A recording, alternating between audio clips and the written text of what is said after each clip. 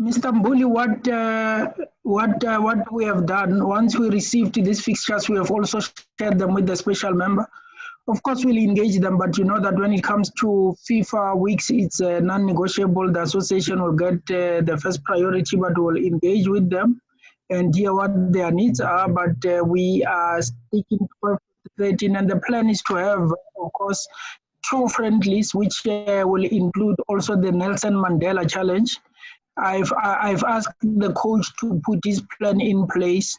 Once those plans are in place, like I said, and I promised that we'll get the TD leading the delegation of coaches, who all will be giving us their plans, and we'll invite you as the media to that. First, we are hoping that given the new regulations which the government has publicized on the 17th, a bubble may not be required, but we will still observe all the health protocols, and I've asked the coach to also include it in consultate with you, the plans of the coach. It will also include the health issues which are COVID related, and we'll give that brief. But we anticipate not to have a bubble, because you can see that the regulations have been lessened. If you look at what the gazetted position of government on the 17th, it has reduced quite a lot of requirements.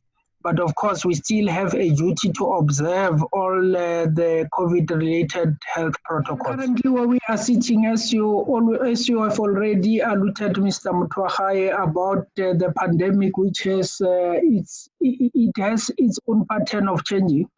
With the advice of the CAF Medical, it said that by then it will be we will be having less cases, and it will be very, very clear for us to start playing.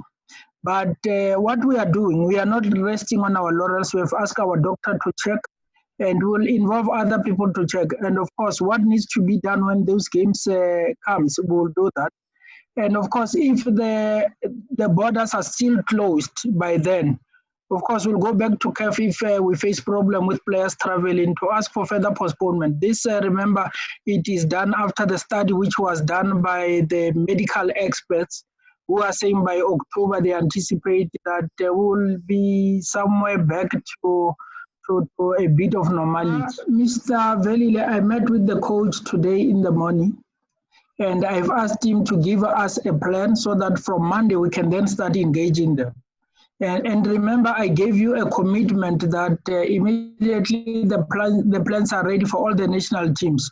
We'll call another press conference so that we can then share with you the plans. And that's where maybe the opponents will also tell you, the opponents, and the coach will tell you why the choice of such opponents.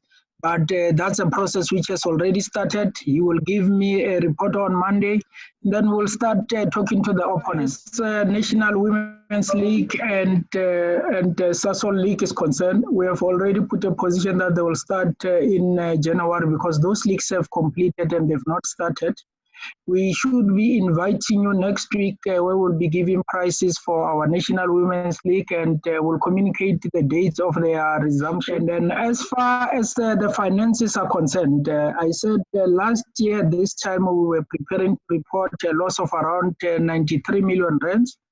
But we are happy that this time around we are preparing to report a profit of a surplus of around 63 million rands. And of course, like any other person, we've been affected by COVID because all activities had to stop, and we had to rethink our way forward, which included the reduction of staff. It included the reduction of cost on other things which the association normally do. We were badly affected, and we should now thank FIFA and CAF for having given us some sort of relief, because it has gone a long way in assisting us to address our problems. But yes, of course, we were affected, but we are happy that we should be reporting a surplus as opposed to the loss which we reported last time. Colleagues, the relief fund has also had a positive impact on our finances. So as the CEO said, that COVID-19 affected us as the organization. You know, you will have sponsors who will reduce their sponsorship for that period because there are no activities taking place, which is understandable, you know, because we have not been able to give them the exposure for that period. So that's the negative impact that you have. But we also had a negative impact on, you know, some of our players, like Banyana players. Some of them rely solely on the daily allowances that they get when they participate in matches and the bonuses. So obviously they were affected. Our referees as well were affected because they rely, you know, most of them rely on match fees, but because there were no matches taking place, so they were affected. And then lastly, our regions were affected because they rely on affiliation fees from the clubs, and there were no activities taking place, so they were not getting those affiliation fees. So there was a huge impact on football, but we also received some relief from FIFA. As you might be aware, that FIFA announced that they are going to assist each member association with a relief fund to a total amount of 1.5 million per member association. But that money is not going to be paid once off to member associations. So we don't have that huge amount of money yet.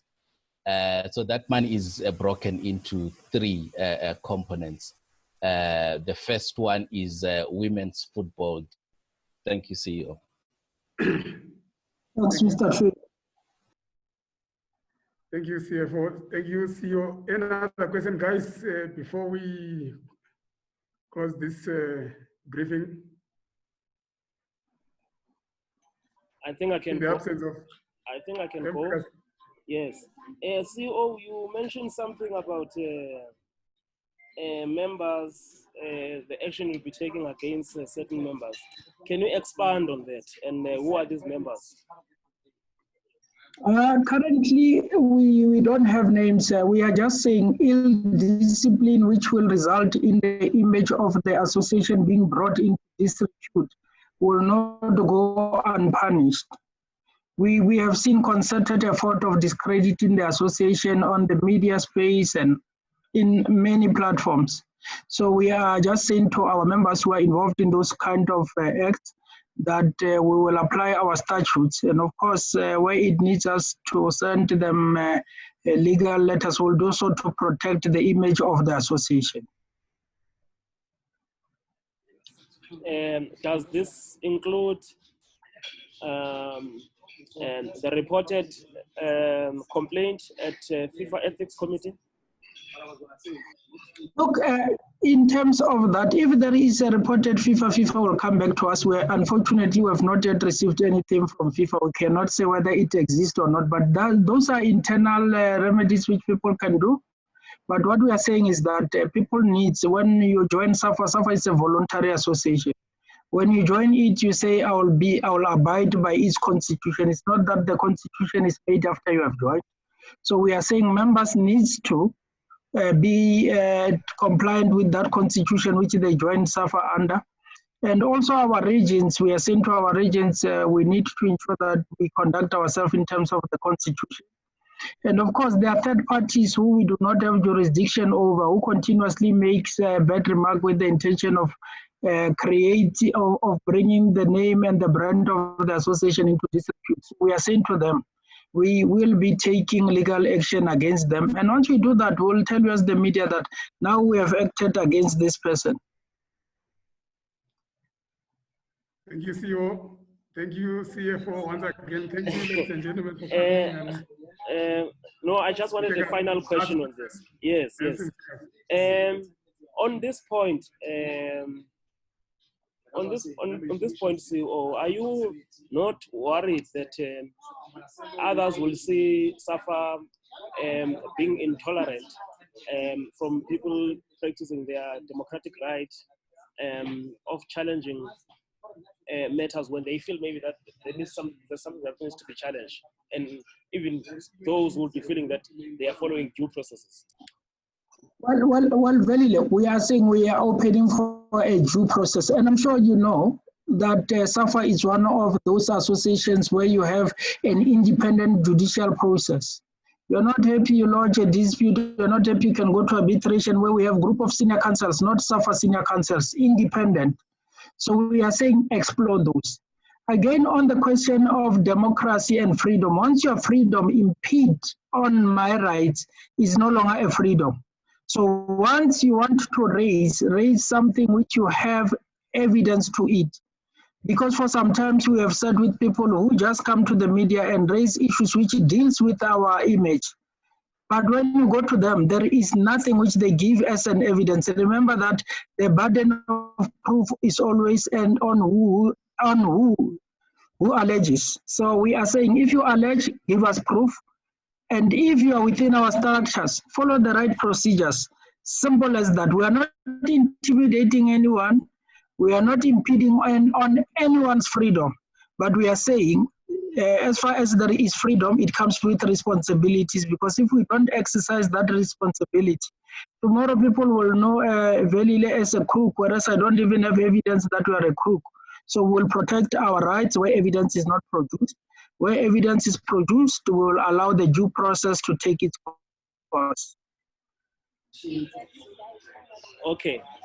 Just the last one, sorry, just the last one to the CEO.